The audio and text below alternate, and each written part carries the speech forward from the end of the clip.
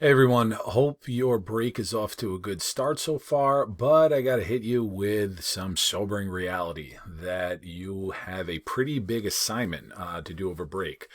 So on Friday, I spoke to everybody that was there in class of that you've got a couple of videos to watch. You have the Chapter 30 videos 4 and 5, which I are now posted on Edpuzzle. And then you also have this DBQ assignment. Now, I walked you guys through this in class on Friday, but it really wasn't under the best conditions. There were some people missing in all three of my sophomore classes, and it was a Friday before break, so who knows how everybody's attention was. So when I was going through the instructions for this, I thought it really probably was in my best interest and your best interest to kind of come up with some way to walk you through this a little bit more. And I thought recording a screencast video would be a decent option for this. So I'll be able to go through the instructions in a little more detail. Hopefully this will give you a little bit better understanding of what I'm looking for.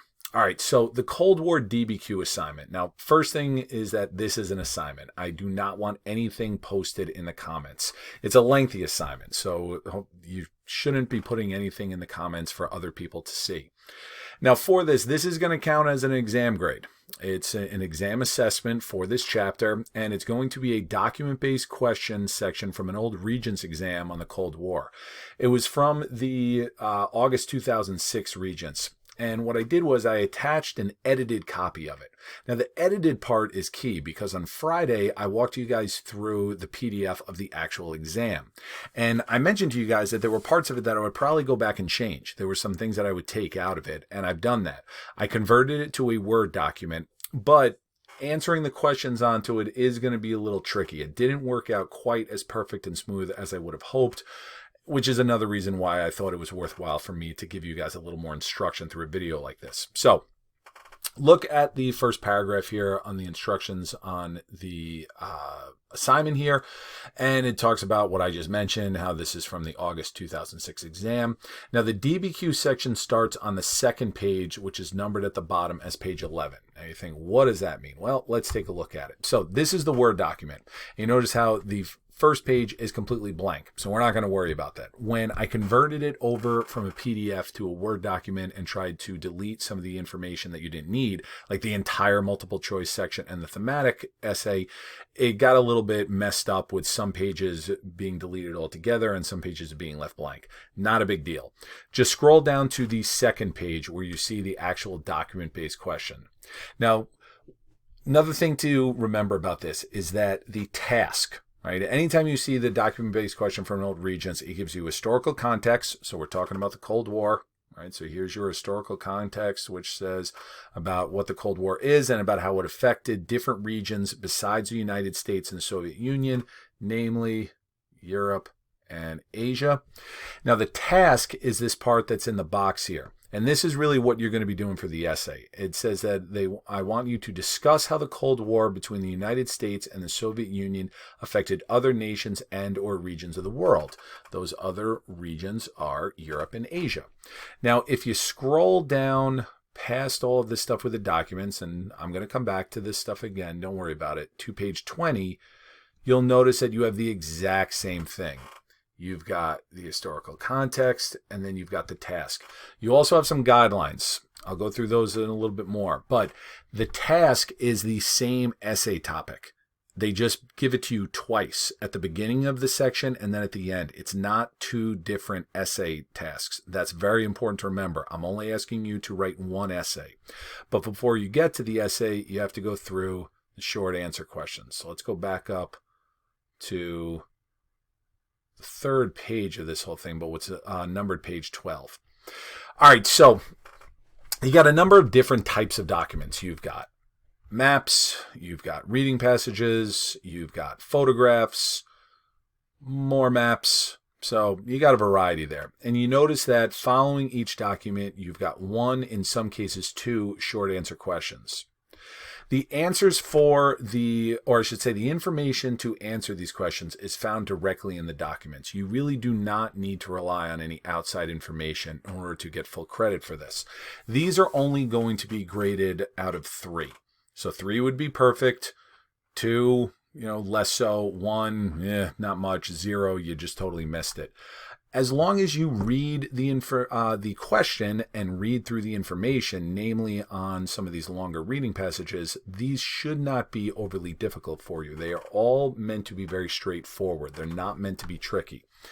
The part that will be a little tricky is recording the answers. I could not come up with a good way of typing the answers directly onto this Word document because of the way that it converted from a PDF. So there are two different ways that you can do that. One is that you can take your stylus and you can write the answers directly onto the lines provided.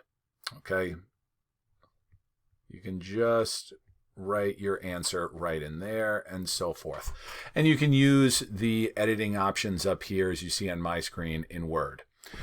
If you don't have a stylus or you don't like doing that, you will have to type the answers on a separate Word document. I apologize about the inconvenience of this. I really tried to figure out some way in which you could just type it directly onto it, but it just wasn't working.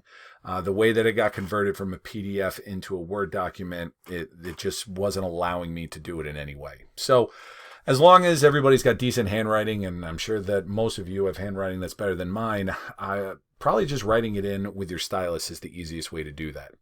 So you go through and you notice that each question only has 2 lines provided. These really are meant to be pretty short. Some, as I said, have 2. So for this one, it says state 2 reasons the Hungarian people were asking for help. So make sure you do that. For some reason, the Regents likes to break up different documents into 2A and 2B. Don't worry about it. All total, though, okay, you can go through all of these. You have 10 questions. All right, so there are 10 short answer questions. There is one here that deals with Latin America. It's on the Cuban Missile Crisis. I kept that one in because we discussed that in detail throughout the unit. But again, scroll over this page 19, that is blank. When you go down to page 20 and getting back into the essay, notice that, again, the only regions I'm specifically asking you about are Europe and Asia.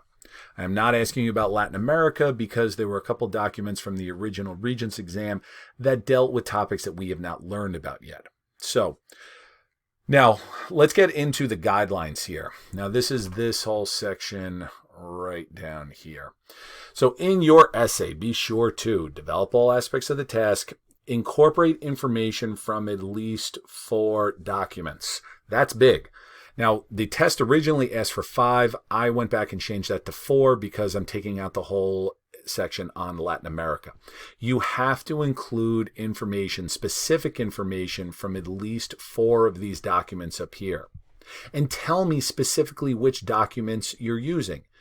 If you use information from document 6A or 6B or 5, whichever, after you use that information, it may even be a direct quote from a document like this, put document 6A, document 6B. Cite it, essentially. You don't have to put any other information in there. You do not have to put any other type of citation material, but make sure that you tell me where you got it from. Because then I can just go through the checklist and say 1, 2, 3, 4. Good, he's got all of them. He gets credit for that. This other part, though, you have to try at least incorporate some relevant outside information in order to maximize credit. The Regents really is a stickler about that. They don't want you to only rely on the information from the documents. Try and include a little bit of something in there from some other type of material that we discussed or you learned about. All right, make sure that this is organized. I'm going to say a minimum of 3 paragraphs. You figure that 1 is an intro, and then you've got 2 body paragraphs. One's going to be on Europe. One's going to be on Asia. If you want to split any of these into 2, feel free to do that if you feel like you've got enough. But those are your 3 minimum. I'm not going to require a conclusion, even though it says it. I just don't think it's all that necessary. Please, please, please Do not get super lazy and just start copying and pasting material from some random internet source. You have more than enough information in the documents to get you going with this. Any type of blatantly copy and paste material is really going to result in, best case scenario, you losing points. Worst case scenario, it's an automatic failure for it.